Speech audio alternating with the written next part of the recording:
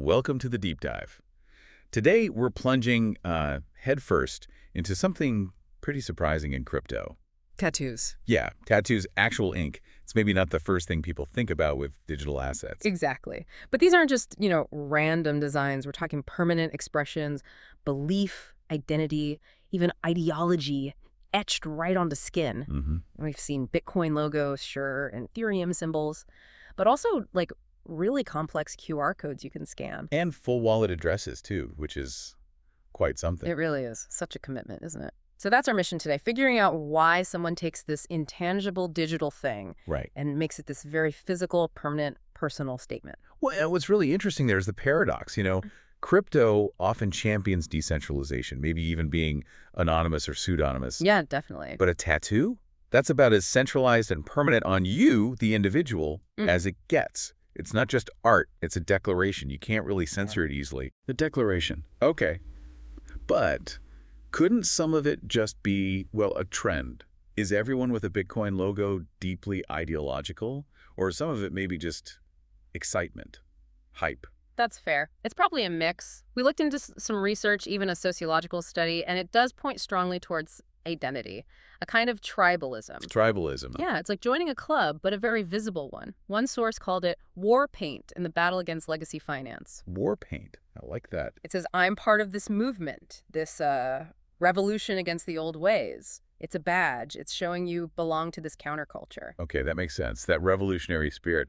But what happens if, the revolution hits a snag or the market tanks? Does that war paint become awkward? That's the risk, absolutely. Permanence is tricky, especially in crypto, which moves incredibly fast. Right. That Dogecoin tattoo that seemed funny. Yeah. Maybe not so much in 10 years. Or maybe it becomes a badge of honor. Who knows? Exactly. And the risks aren't just about feeling a bit silly later. Think technically. What if that wallet address gets compromised? It's public. Oh, wow. Yeah. Or the blockchain changes and the address format is useless. Or the tattoo just fades and the QR code won't scan anymore. It's like public key storage you can't update. You can't patch skin. Laser removal isn't cheap either if your big bet goes south. Good point. So speaking of commitment, let's talk about the really wild stuff. The operational tattoos.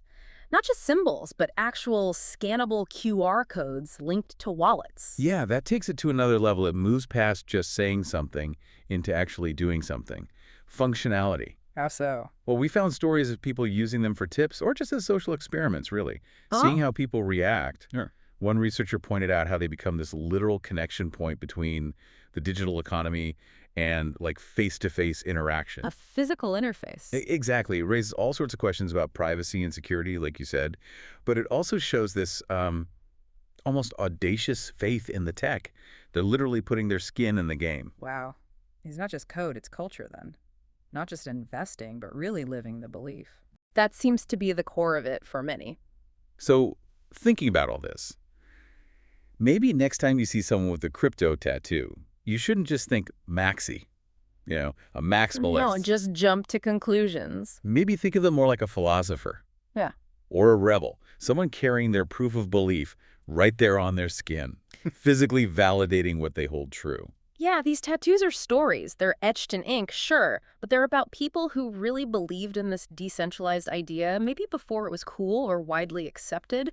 It's a statement about where they think value, even sovereignty, really lies. Wild, isn't it? Makes you wonder.